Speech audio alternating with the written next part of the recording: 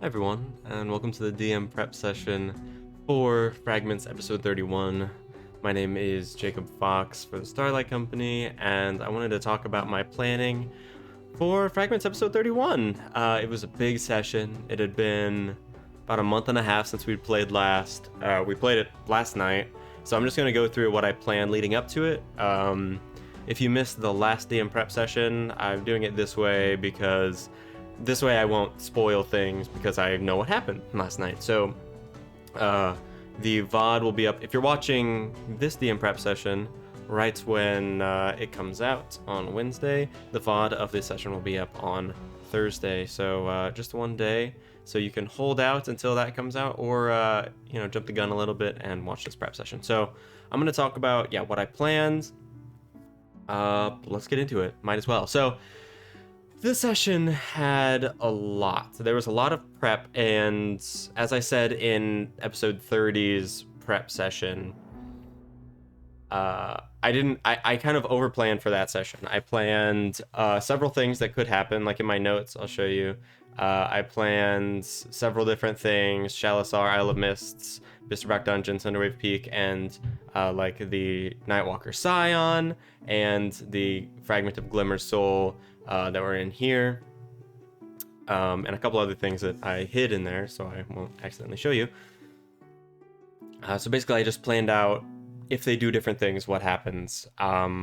Usually I lean into improv, but since we're towards the end of an arc, in fact it's wrapping up in this session or in the next session or the one following, I wanted to at least have the big story beats fleshed out so that I know what happens, at least a skeleton of what's going to happen, so then I can improvise, getting between those points, but the big story beats are there. So that's what I did. I'll go through each of these, kind of what I did, but we'll talk about the flow of the session real quick. So started off the session in Hyronax's chamber. Sorry, the music's a little loud. Maybe it's a little loud, I don't know. Started in Hyronax's chamber, Hyronax the Indomitable, the ancient blue dragon, and they went to Bisterbrock in search of Urian, who was imprisoned in Bisterbrock. They found out Urian is this archmage in Bisterbrock, and they made it back. It was a week and a half long journey. And let me bring it to the Fensian Isles. So they went from here to their ship to all the way around to here to Bisterbrock. So it was about 10 days. And they found out by interrogating guards that there was a secret prison in the mountain, in the Crimson Crown itself. And that Urian had been apprehended. They messaged with Urian a little bit, and he basically told them not to trust anyone. So this session, I was really trying to give some payoff to a lot of story beats that I'd introduced in the past, honestly, the entire campaign. There was a decent amount of payoff, and I'm glad with, happy with how it went. So they did that. They went into the Bisterbrock dungeon, saved Urian, and took Urian out, took Joey with them back onto the ship. When they went to Bare Soul Break, they went and got the bell, the mist chime, and then to the altar, summoned the Isle of Mists, and half of the party went into the Feywild to Shalasar, and the rest stayed. So yeah, lots to unpack there. Again, I'm gonna try not to give too much. So I first, because there's also, I overplanned for that session too. There's still, I kind of planned to the end of the arc, just in case they decided to skip some things, and I'm glad I did, because they did kind of go out of order from what I was anticipating, at least. So to keep from railroading them, I basically just made a bunch of different kind of end goals, right? Ends of different tracks that they would go to, and they're all tied together. Of course, this is all one cohesive story that I've worked up for over the course of the past couple of years, and so they could do really whatever they wanted. And I really, I'm a big proponent of that idea, right? Letting your players do whatever they want to, and being prepared for that, not railroading them, is important. And there's also this sort of illusion of choice. You can accidentally be railroading them without realizing you are. So really just giving them options and being ready for whatever happens and saying yes, and, which also, that's a segue into, check out my improving improv video. That'll be linked up there. Big video there. So anyway, yes, just preparing so that your players can do whatever they want.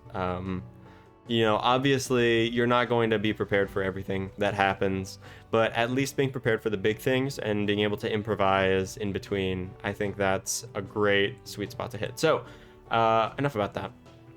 I started off planning for this session in particular, and again, this is kind of a continuation of the last DM prep session. I was working on in Hero Forge, not sponsored by Hero Forge, but I love using Hero Forge for making minis and for characters.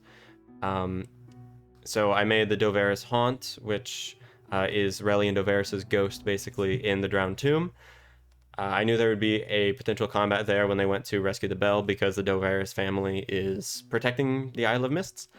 So I made that. I also made tokens for some NPCs like Urian and Rustin and like Mr. Brock soldiers. I knew that they would potentially fight those, because, you know, we've tried to be better about using or not using art that we don't own, especially on stream.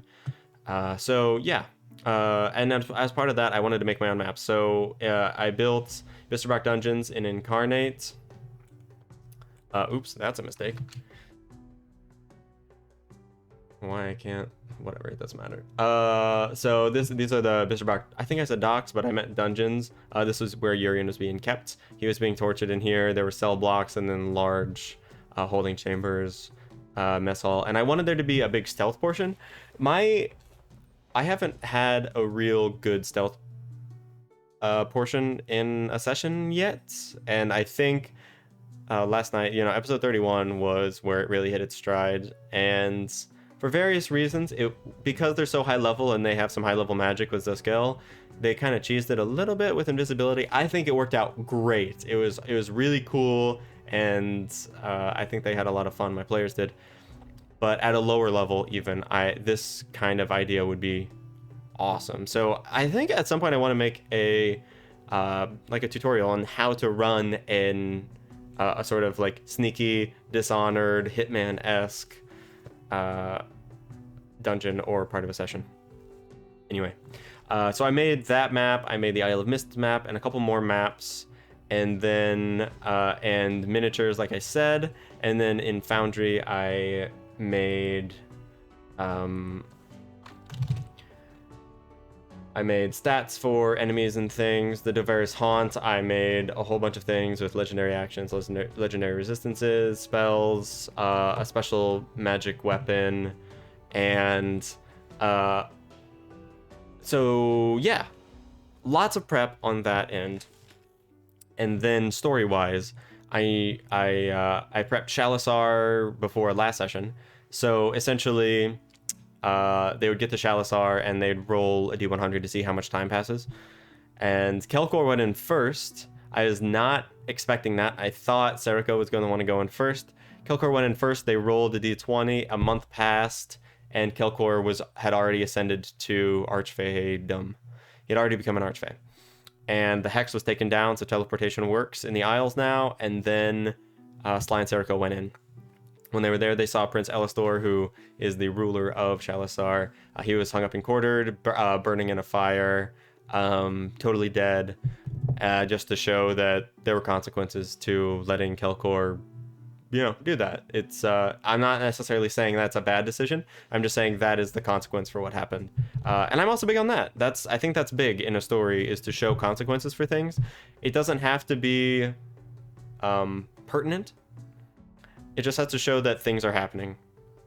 But at the same time, it's important that if you do that kind of world building, if you are gradually building your world, if, for instance, I showed this city and showed that this prince was dead, and didn't leave it at that. If I tried to go into like, oh, you want to do research and find out all these different things, then that's defeating the purpose, because this information is not pertinent to the characters. If I push that, hi Phoebe. Phoebe just came and wanted to hold my hand. If I push that, then it would be taking away player agency. So really, I just wanted to tell them what they observed and move on, right? If I made it a bigger deal than it was to them, then I think it would be defeating the purpose of how I build this world. So that's just kind of how I do that, and that's how I presented this. So they went and talked to the chronomancer, who told them about Everard's compass to navigate the flow of time, and also a stake of temporal binding, so that they can return to the present time after they go back in time and not be stuck in the past. So I think Austin thought that the chronomantic stuff, that their Sly and Sergo's arc would be able to be finished in this session, but there's a little bit more to it with how I've built up chronomancy in the world. So there's that. Also, I left this because this is also false now. I decided mid-session that this was false, so that's not where the stake is. So I don't really care, because this is a false statement.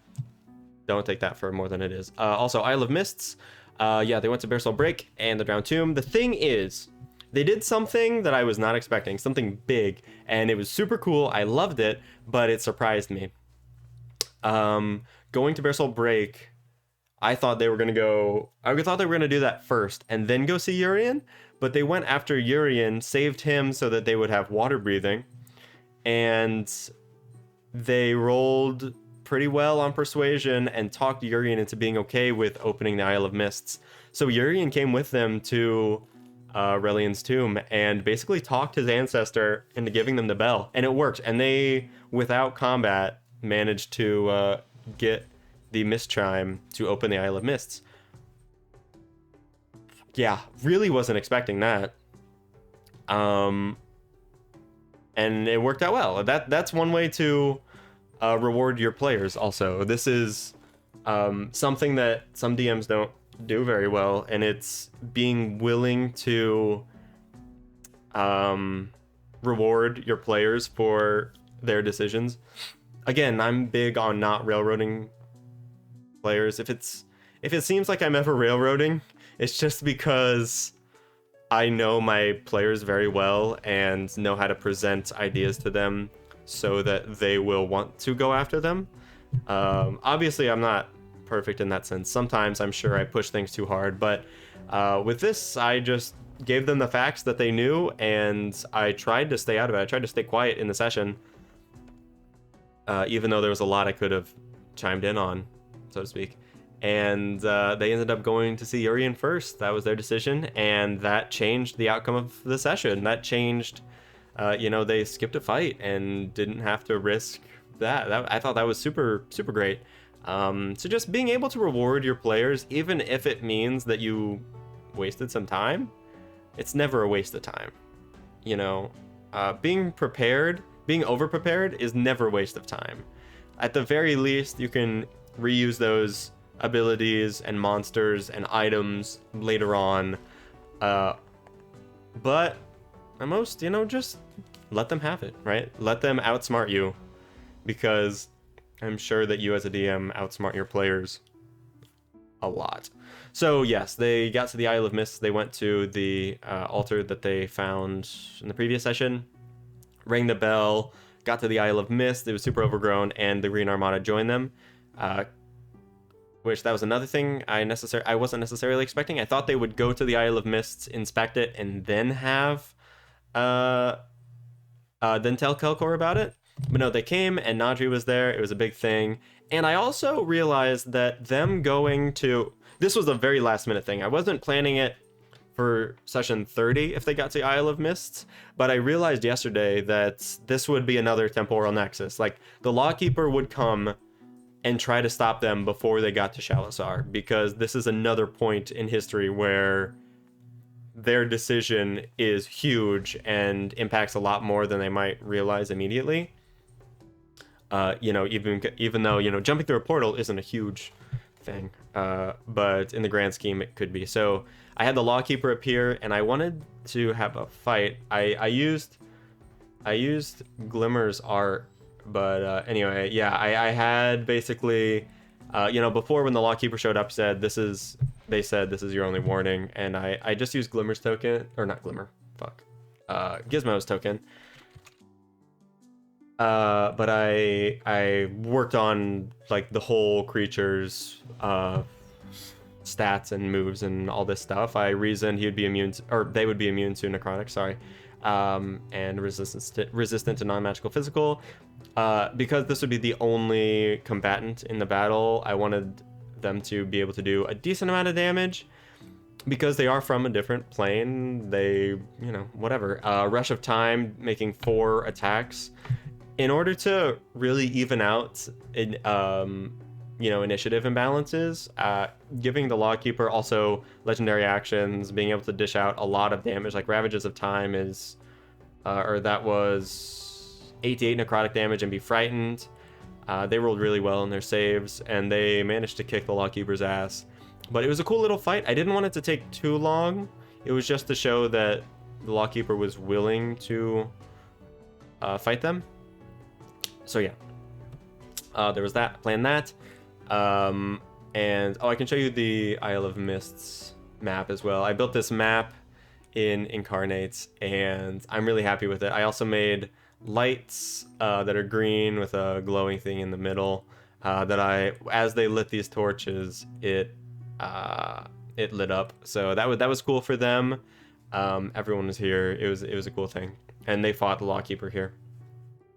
Let's see what else happened. I don't know. Oh, Glimmer started speaking to Honk. I decided, or I realized, as fragments of Glimmer's soul are regained, Glimmer will become more able to speak with the group, with Honk especially, who holds Dragatha, her fang. So yeah, that was big. Kaldrath reveal, that was big. Kaldrath's identity. I talked about this after the session, but I think it was after I finished streaming. Austin and Ronan asked me why Kaldrath was such a dick to Zaskel, why he was so shady, and my reasoning, my whole, rationale for making him be that creepy lich at the beginning and slowly grow closer to Zaskel is because he was shattered by Teacher. He was truly shattered, physically and mentally and everything. Teacher broke him and took away his identity, and the reason that he appeared to Zaskel like only as hands at first and a voice is because he was searching for his identity. Austin said that he went through lich puberty, and that's kind of true. It was funny. It was kind of true. When he got the shroud, that was the final pushing point. Like, he's slowly been regaining his consciousness, his personality, and his powers as Zaskel grows. And now Phoebe has a squeak toy. But now that the Astride Shroud is back, he is able to be fully, take his normal form. Phoebe, come here. Useless. I'm useless. So anyway, yeah, that was a big thing. I'll talk about that a lot more later, but I wanted to... Phoebe! Come here. Right, she ran. So there was that. Isle of Mists, I talked about that. They used a sensor to get in, slide sensor to get into the portal instead of lighting the torches, which is totally fine. I was fine with that. I didn't plan on that, but I just went with it. Bisterbrock Dungeons, I knew that Yorian was being kept there, and Rustin was also there. I can say that because they're not going to go back. And they're probably watching this, and who knows what'll happen, but it's been like a week since that happened, or more. So Rustin could be dead or alive, who knows, but they don't know it, so I trust them not to metagame. Regardless, that was kind of what I planned. I won't show Thunderwave Peak because we're not there yet. Let's see. I guess I can show you the Dovaris tomb as well. I can't show you. So I made a lot of water effects on here. I mean, I used Foundry's water effects tools. Foundry. Love ya. And then the Mist Chime was in here. Yeah, this was Urian. So yeah, that was a lot of what I planned. It ended up being a great session, and there were a lot of Nadri reveals. I mean, like I said, a lot of things came to light in this session, but I also am a big proponent of half-truths and, you know, keeping perspectives, I don't want to say modular, but limited. Right, so they can ask characters that they trust things, or characters who are knowledgeable, but really those characters only know what they know. So I am hesitant to use like absolute truths, like when they roll a good insight check, I will never say you are 100% positive they are telling the truth, this is the truth, right? Or this is the truth. And my players know that even if they discern that what the character is saying is truthful from their perspective, it's not necessarily what's true in general, right?